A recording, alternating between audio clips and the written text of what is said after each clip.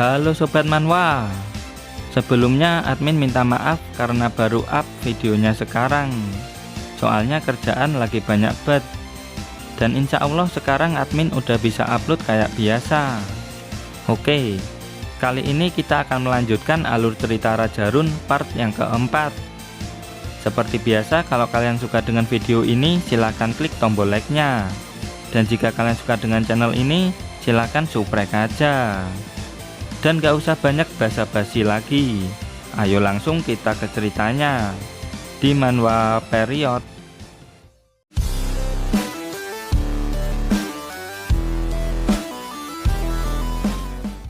Beberapa hari sudah berlalu setelah kejadian bentrok dengan gangster Koplak. Lalu kita diperlihatkan sekolah seni bela diri Zhao. Dan di sana sudah terlihat Dongse yang sedang berdiri. Ternyata dia mau menguji kekuatan pukulannya. Dongse pun mulai fokus. Dan dawas. Pukulan Dongse sampai membuat orang yang ada di sampingnya terkejut. Setelah itu Dongse merasa senang karena hari ini kekuatan pukulannya sudah mencapai 5 kali berat badannya.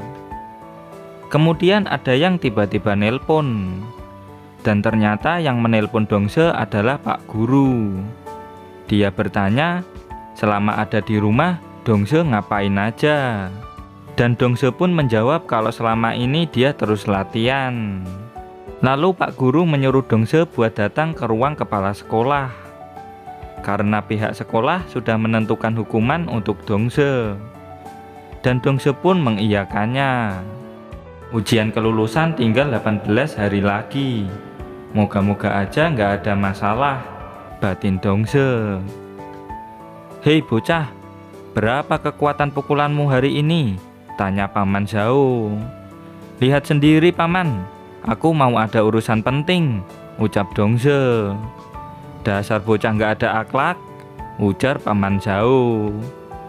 Lalu anak buah Paman Zhao memberitahunya angka kekuatan pukulan Dongse. Dan terlihat angka sebesar 462 kg. Sontak Paman Zhao langsung terkejut melihat itu. Dan kita langsung diperlihatkan stat dan level Dongse yang sudah meningkat. Singkat cerita, Dongse pun sampai ke ruang kepala sekolah. Di sana ada keluarga Songong yang udah nungguin Dongse.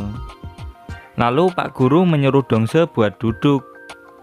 Tapi Dongse menolak dan berkata kalau setelah urusan di sini selesai, dirinya akan segera pergi. Lalu Pak Kepala Sekolah bilang kalau Dongse nggak akan bisa meneruskan sekolahnya lagi. Sontak Dongse langsung terkejut mendengar itu. Dan Pak Kepala Sekolah menjelaskan kalau perkelahian di sekolah itu adalah pelanggaran yang sudah tidak bisa dimaafkan lagi. Dan karena itulah Dongse sekarang dikeluarkan. Si brengsek ini hampir membunuh orang tapi nggak kau kasih hukuman sama sekali, teriak Dongse. Pak Kepala Sekolah malah membentak Dongse. Fang Ji itu murid top di sekolah. Kedua orang tuanya juga Rune Warrior. Sedangkan dirimu itu apa? Anak yatim piatu nggak guna. Salah sendiri membuat masalah denganku Dongse, ucap si bocil sombong. Dasar sampah masyarakat, kau itu nggak pantas ada di sekolah ini, ucap mamanya Fang Ji. Dasar para keparat brengsek, batin Dongse. Lalu Pak Guru menenangkan Dongse dengan bilang, kau jangan tersulut emosi, pikirkan tentang adikmu juga. Kalau kau membuat masalah lagi, dia akan ikut terkena imbasnya. Pak Guru ada benarnya juga. Kemarin Xiaoxi terlibat dengan gangster. Masa dia harus terlibat sama orang-orang brengsek ini juga? Batin Dongse. Dongse pun langsung pergi meninggalkan mereka semua. Mau nyerah gitu aja? Hah, sampah tetaplah sampah, ucap si bocil sombong dengan songong. Aku tetap akan menjadi Rune Warrior, ucap Dongse dengan lantang. Jangan sombong dulu sampah, ucap Fang Jian, papahnya si bocil sombong. Dia menjelaskan kalau setelah dikeluarkan dari sekolah, Dongse tidak akan bisa mengikuti upacara awaken. Ditambah dengan afinitas rune sampahnya, Dongse tidak akan pernah menjadi rune warrior. Bacot kau Pak Tua, lihat saja nanti, ucap Dongse. Saat Dongse berjalan pulang, dia melihat anak-anak sedang bermain rune warrior. Dia merasa apa yang dikatakan orang tuanya Fang Ji itu benar. Untuk awaken mereka butuh kekuatan batu awakening. Dan untuk mengaktifkan batu itu butuh sejumlah besar sumber daya. Jadi pihak pemerintah membuat aturan untuk mengaktifkan batu awakening 15 hari sebelum ujian sekolah. Itu bertujuan untuk mengawaken para siswa sekaligus. Hal inilah yang disebut dengan upacara awakening. Saat berjalan ada yang berteriak memanggil Dongse. Ternyata itu adalah si Qian sama bocil kacamata. Ada apa? Tanya Dongse. Si Qian kesal karena setelah menunggu 3 hari, Dongse malah dikeluarkan. Keluarganya si Fang Ji itu konyol bang, ucap si bocil kacamata. Setelah itu si Qian langsung menggeret tangan Dongse dan mengajak Dongse pergi menemui ayahnya di sekolah seni bela diri Zhao. Lalu di sana mereka bertiga menjelaskan semuanya ke Paman Zhao. Lalu Paman Zhao bilang kalau kembali ke sekolah itu sudah mustahil. Tapi kesempatan Dongse untuk menjadi rune warrior tidaklah nol. Kemudian Paman Zhao menjelaskan kalau orang-orang dengan afinitas rune sebesar 60% memiliki kemungkinan menjadi rune warrior. Dia menegaskan kalau ini kemungkinan, bukan jaminan. Lalu Dongse juga ingat kalau Pak Guru pernah menjelaskan jika 60% itu hanyalah kebutuhan dasar. Semakin tinggi afinitasnya, maka semakin tinggi peluangnya. Setelah itu Paman Zhao juga menjelaskan kalau siapapun yang gagal awaken saat upacara awakening, dia tidak akan diberikan kesempatan kedua. Tidak peduli dia anaknya siapa dan seberapa tinggi afinitasnya. Aku kok nggak tahu hal itu Paman, ucap si bocil kacamata. Saat di kelas kau mesti turu, ucap si Qian. Lalu Paman Zhao melanjutkan lagi penjelasannya. Karena waktu upacara awaken banyak yang gagal, mereka yang memiliki afinitas rune di atas persyaratan tidak menyerah. Meskipun kesempatannya kecil, mereka akan berusaha dengan keras untuk mendapatkannya. Paman Zhao, tolong beritahu aku gimana caranya menjadi rune warrior tanpa harus mengikuti upacara itu, tanya Dongse. Lalu Paman Zhao bilang kalau di dunia ini ada barang yang disebut obat awakening. Obat awakening? Apaan tuh? Ucap mereka bertiga. Obat awakening adalah sebuah zat berbahaya yang tidak disetujui oleh aliansi rune warrior. Efeknya bisa membuat orang untuk awaken dengan mengabaikan afinitas rune seseorang. Meskipun efeknya hebat, tapi resikonya juga sangat tinggi, terang Paman Zhao. Saat meminum obat itu, semakin tinggi afinitas runemu, maka semakin besar peluang untuk awaken, dan sebaliknya. Pilihan setelah meminum obat itu cuma ada dua. Yang pertama, kau akan mati karena semua pembuluh darahmu pecah. Atau yang kedua, kau berhasil awaken dan menjadi rune warrior untuk mengubah hidupmu, imbuh Paman Zhao. Mengingat hal ini, Paman Zhao bertanya baik-baik pada Dongse. Apa Dongse masih mau setelah mendengar resiko itu? Lalu si Qian berkata kalau Dongse nggak perlu mengambil resiko itu. Menjadi warga sipil juga nggak apa-apa bang, yang penting tetap hidup, ucap si bocil kacamata. Dunia ini diatur oleh rune warrior. Apapun resikonya, aku tetap akan menjadi rune warrior, teriak Dongse. Bagus, aku tahu kalau kamu bakal bilang begitu. Jadi aku sudah membawa telur bismu yang kemarin ke pasar gelap dan menukarnya dengan kesempatan untuk memperjuangkan obat awakening, kata Paman Zhao. Dongse dan bocil kacamata terkejut. Dongse khawatir soalnya telur itu bukan miliknya. Takutnya gangster-gangster kemarin datang lagi dengan rombongan yang lebih banyak. Tapi Paman Zhao menenangkannya dengan bilang kalau telur itu ilegal. Jadi tenang aja, nggak usah panik begitu.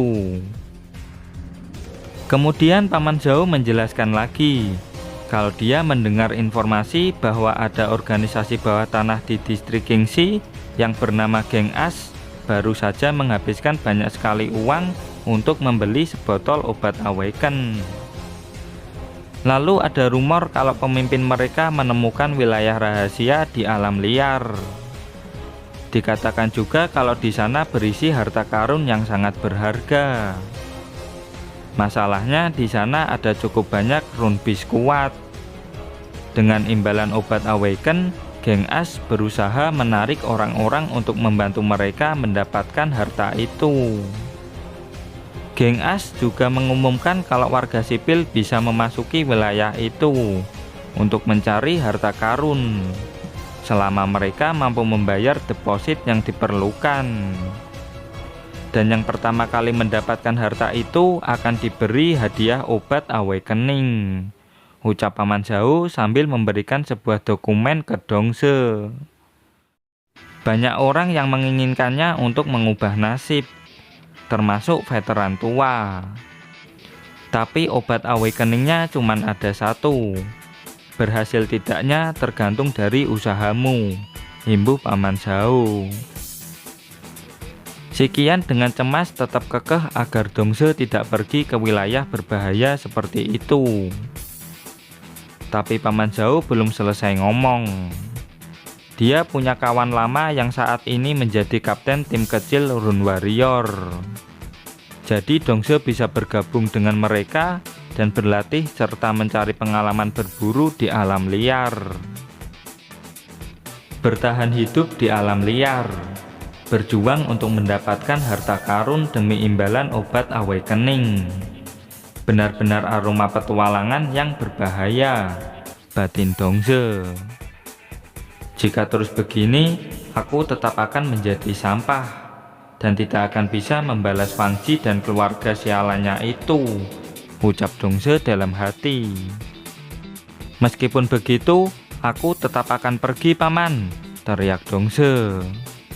Setelah itu Paman Zhao merangkul Dongse dan mengajaknya jalan-jalan ke gerbang kota. Paman Zhao akan mempertemukan Dongse dengan orang yang paling si Qian takuti, yaitu Paman Poison Wolf. Mendengar itu si Qian langsung terdiam berkeringat. Setelah itu panel berpindah ke gerbang kota.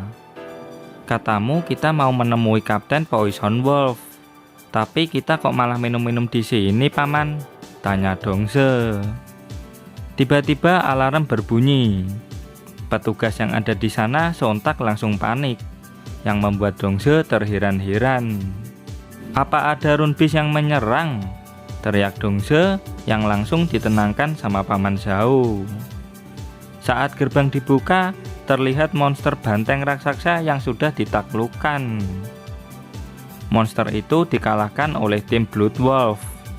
Dan meskipun tim Blood Wolf itu anggota tertingginya adalah rank E, tapi mereka berhasil mengalahkan Glass Bull yang merupakan rune beast rank D. Itukah rune beast rank D yang sebenarnya? Bau darahnya bikin merinding anjir, batin Dongse. Setelah melihat rune beast yang asli, ternyata tidak membuat Dongse takut. Yang ada dia justru semakin bersemangat. Tiba-tiba ada petugas medis yang lewat, dan saat dilihat Dongse, ternyata mereka membawa seorang pria botak senja yang udah kehilangan tangannya. Tangannya udah nggak ada Paman, ucap Dongse. Alam liar itu tempat yang berbahaya. Kondisi seperti itu sudah biasa di sana, terang Paman Zhao. Lalu pesawat yang membawa Kapten Poison Wolf udah nyampe. Kapten Poison Wolf pun keluar dari pesawat. "Tumben banget kau menemuiku. Ada perlu apa?" tanya Paman Poison Wolf. Setelah itu kita langsung diperkenalkan sama anggota Blood Wolf. Yang pertama adalah sang Kapten Poison Wolf, rank E, role-nya Rune Swordmaster. Yang kedua Big Bull, rank E, role-nya Rune Tanker. Selanjutnya Firefox, rank E, role-nya Rune Sniper. Lanjut Mountain Tiger, rank F, role-nya Rune Great Swordman. Dan yang terakhir Skinny Monkey, rank F, role-nya Rune Gunner. Kalau kau butuh bantuanku, setidaknya ajaklah aku minum-minum. Berada di alam liar selama sebulan membuat lidahku pahit, ucap Kapten Poison Wolf. Minum-minumnya nanti saja, anggotamu kehilangan tangannya, urus dia dulu, kata Paman Zhao.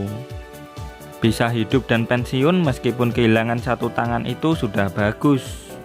Di luar sana ada banyak yang mokat, ucap Mbak Firefox. Kapten Poison Wolf juga membenarkannya dengan bilang, mencari nafkah di alam liar berarti kau terus-terusan mempertaruhkan hidupmu setiap hari. Paman Zhao pun mengiyakannya. Terus dia bilang, "Oh iya, kalau si botak itu pensiun berarti kalian kekurangan anggota.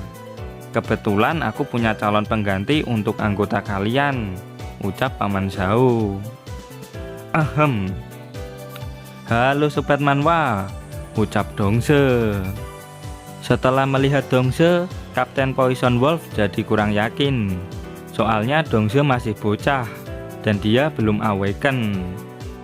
Membawanya ke alam liar akan membunuhnya. Si Monkey juga menambahi kalau di tim mereka nggak butuh beban. Lalu panel mulai menjelaskan kalau kelompok tentara bayaran Rune Warrior yang mencari nafkah di alam liar itu cukup kuat dan sangat terampil dalam pertempuran. Hasil yang lebih tinggi membawa resiko yang lebih besar. Itulah cara kerja di dunia ini. Tidak ada undang-undang yang berlaku di alam liar.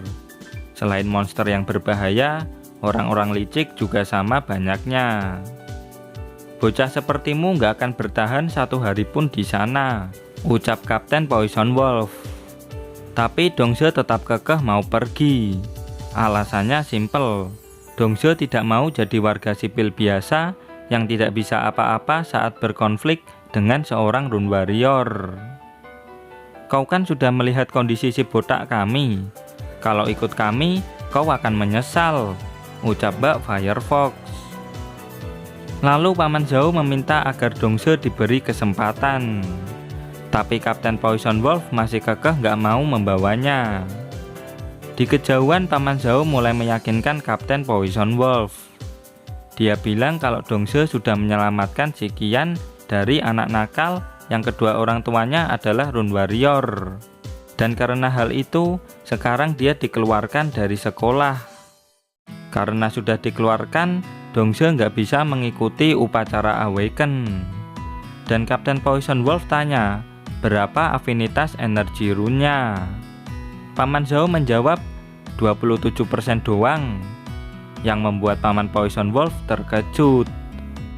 Tapi Paman Zhao bilang meskipun afinitas rune-nya kecil, tapi pukulannya mencapai 462 kg. Kapten Poison Wolf masih nggak percaya, soalnya itu nggak masuk akal. Angka itu sudah setara dengan beberapa warrior rank F. Lalu Paman Zhao bilang kalau dirinya punya firasat yang kuat. Kalau suatu hari nanti, Dongse pasti akan menjadi Rune Warrior yang kuat. Akhirnya Kapten Poison Wolf setuju membawa Dongse dengan syarat Paman Zhao harus memberinya minuman yang paling enak untuknya. Kemudian Kapten Poison Wolf memanggil Dongse. Kapten bilang kalau dirinya akan membantu Dongse dan mereka akan bertemu lagi di sana 3 hari lagi. Mbak Firefox dan Mountain Tiger mulai meragukan keputusan kaptennya. Di sisi lain, Dongse mulai berapi-api karena berhasil gabung dengan tim Blood Wolf. Singkat cerita, 3 hari pun berlalu. Upacara Awaken akhirnya dimulai. Sekarang adalah giliran si bocil kacamata, dan dia pun berhasil Awaken. Tapi petugas bilang kalau anak ini hampir tidak beresonansi dengan batu Awaken. Meskipun begitu, dia tetap seorang Rune Warrior. "Aku berhasil, Mbak Sikian. Selanjutnya dirimu, Mbak," teriak bocil kacamata. "Padahal ini hari pentingku. Kenapa ayah nggak datang ya?" batin Sikian. Sekarang Dongse pasti sudah di alam liar. Semoga dia bisa kembali dengan selamat, imbuh Sikian. Dia pun mulai upacara Awaken-nya. Dan wush, tingkat resonansinya sangat tinggi.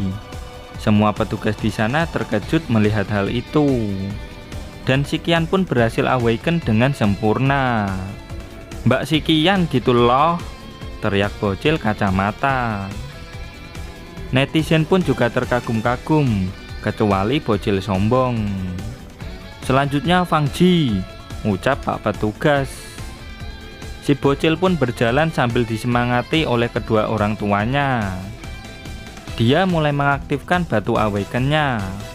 Kedua orang tua si bocil mulai deg-deg ser. Dan saat disentuh, nggak ada reaksi apa-apa. "Bocil sombong, Awaken gagal," teriak Pak Petugas. Si bocil sombong pun langsung depresi mendengar itu. Lalu si ayah meminta kesempatan lagi untuk anaknya, tapi ditolak mentah-mentah sama petugas. "Siswa top, dengkul keluargamu kopong. Kualat sama Bang Dongse kau. Rasain, mampus kau," teriak bocil kacamata. Fang Ji dengan kesal menatap ke arah si bocil kacamata. "Aku ini sekarang Rune Warrior. Kau pikir aku takut sama sampah sepertimu?" teriak si bocil kacamata. Kemudian ayah si bocil sombong menenangkannya dengan bilang kalau ada cara lain untuk Awaken. Dan dia menegaskan apapun yang terjadi, dirinya akan membuat anaknya Awaken. Si ibu agak khawatir dengan apa yang dipikirkan sang ayah. Tapi si ayah sombong ini tetap kekeh untuk membuat anaknya Awaken menggunakan obat Awakening. Setelah itu panel berpindah ke gerbang kota. "Lapor Sobat Manhwa. Nama Dongse, umur 18 tahun, role sniper, siap bertugas," ucap Dongse yang sudah siap berangkat ke alam liar. Dan chapter pun berakhir sampai di sini. Dan terima kasih buat kalian yang selalu hadir dan komen di setiap video admin. Dan tak lupa selalu dukung channel ini dengan cara like, comment, subscribe, biar admin tambah semangat bikin videonya. Terus jangan lupa level upkan loncengnya. Dan sampai jumpa lagi di video berikutnya. Bye-bye.